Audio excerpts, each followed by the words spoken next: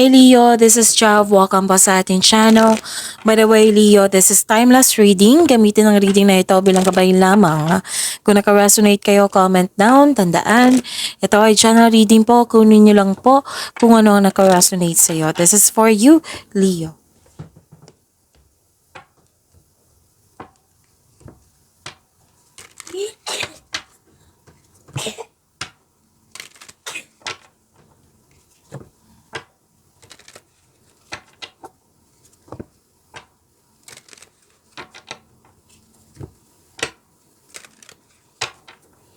Para po ito sa iyo, Leo.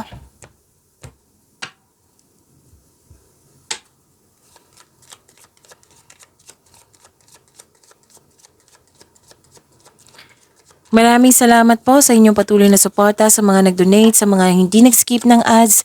Maraming salamat po.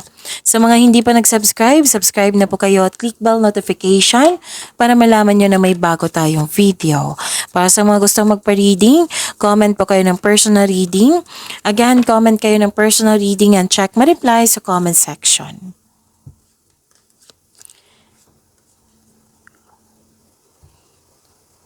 Okay, may reunion, meeting, togetherness, special event, public event,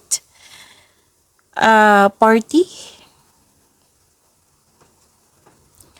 And mas lumawak yung ambisyon nyo sa buhay, malakas ang yung intuition, nagkaroon ng time for reflection. Kung may sekreto, kung may nanloko, malalaman mo to kasi malakas ang yung intuition. Nahihirapan ka, nabibigatan ka, pero tinulungan mo yung sarili mo para magkaroon ng letting go. At nagkaroon ng transformation. May concern kasi isang tao na mahirap kausap or sobrang stricto. May separation din ako nakikita dito. Pwedeng literal, pwedeng nagput ka ng space, pwedeng limitation, boundaries, tumiwalag, end of contract, separation of responsibilities, gusto mo ng me time, yan. May nakita kong ganyan.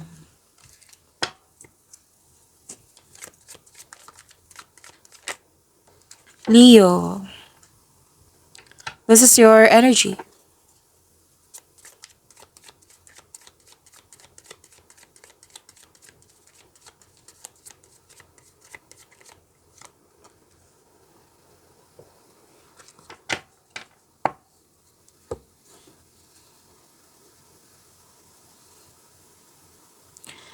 Okay, paalala lang po lalo na sa mga bago dito, kung may napansin kayo na repeating message, yan po yung pinupush ng cards nyo. Like for example, nanood kayo sa inyong monthly Gabay Tarot reading, sa inyong first half of the month of September, weekly Gabay Tarot reading at dito din. At may napansin kayo na repeating message. Yan po yung pinupush ng cards nyo na kailangan nyo bigyan ng atensyon, solusyon at aksyon kung maaari po. So na yung energy ni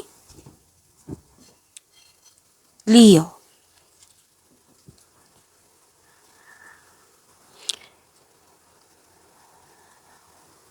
Maging honest kayo sa inyong sarili. May mahalagang pagpasya. Manindigan para sa iyong mga paniniwala. Mag-focus kayo sa logical at katwiran kaysa sa umasa sa inyong emotion. Makinig din kayo sa inyong intuition kasi ito yung magtuturo sa iyo kung ano yung susunod na hakbang. Ang lakas ng energy ng single parent dito, pwedeng siya yung malaki ang kanyang influence ngayon sa iyo or kayo po ito. Tapos humingi po daw kayo ng tulong sa trustworthy co-worker mo, taong same kayo ng business industry. At saka na makagawa ka ng diskarte sa inyong kaperahan at layunin. So most likely, kayong lahat ay nakafocus sa career and money. Yung nag-spend ka ng energy sa kayong career and money. Pwede din naman sa love life po. May partnership, may union, may nagkaroon ng balanse.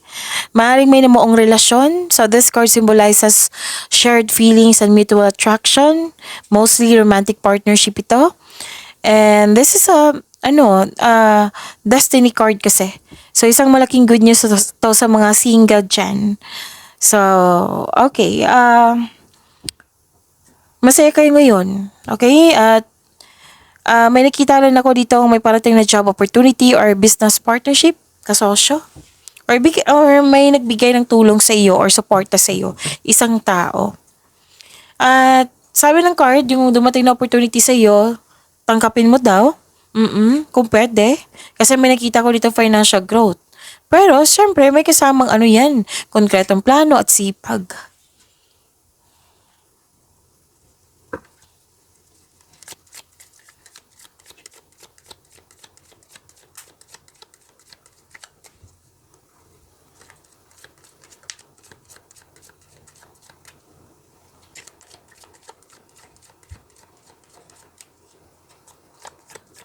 Career and money po ni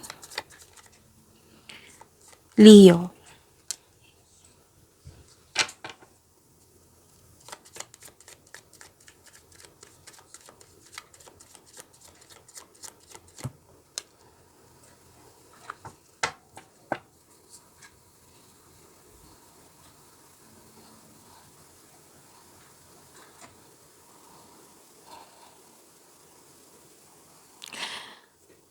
Okay. May nakita kasi akong competition rivalry dito.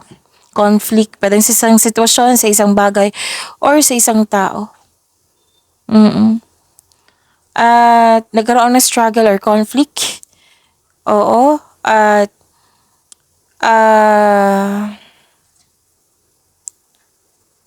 posibleng may panililang lalo na't malapit sa iyo. Malalaman mo to kasi malakas ang intuition kung sino ito. Kung may nangyaring away, dahil sa hindi pagsasang-ayon ng grupo po. So, sana'y ma-overcome po ito. At ang ilan sa inyo magpapatayo ng bahay or structure.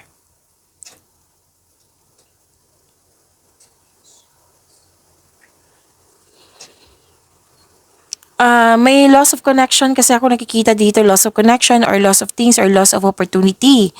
So, sabi ng card dito, you believe in yourself na makabangon kayo ulit. Think positive and have faith na ang divine can lift you out of any period of loss. Magtiwala po sa kung ano ang darating kahit hindi ka komportable sa sandaling ito, makukuha mo ang kailangan mo. So, ang sabi ng card dito, focus kayo sa mind healing instead of suffering. So, question yourself, deserve ko ba mag-suffer? Di ba hindi? Mas deserve niyong mag-healing. Magkaroon ng healing.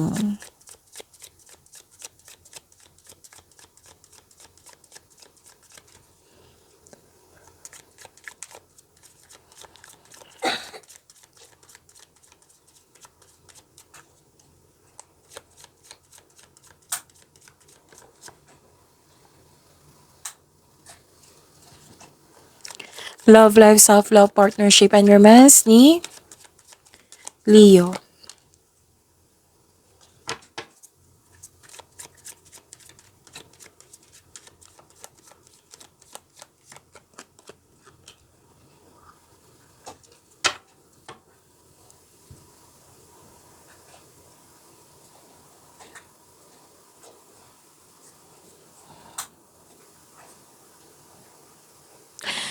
Okay, sa mga single dito, papasok lang kayo sa magkaroon ng relasyon, papasok lang kayo sa buhay pag-ibig kung ito ay seryoso sa buhay. So, date to marry na si Leo. And this card is a sign na ipakilala mo na yung jowa mo, yung partner mo, yung asawa mo sa grupo ng tao. Magkakatanggap din kayo ng mana, pensyon, retirement o masaganang ani ng buhay. At makikita ko rin dito na kailangan ng pagbalanse po sa oras. Single ka man, may relasyon sa buhay mag-asawa. Kasi nakita ko dito na sobrang babad sa trabaho or sa pag-aaral. Walang time for yourself. Merong time pero hindi siya sapat. Okay? Walang time sa sarili. Walang sapat na time for your partners. Sa pamilya, yan. Okay. So, maraming umaasa sa iyo. Kaya napapressure ka. Ang ilan sa inyo, breadwinner.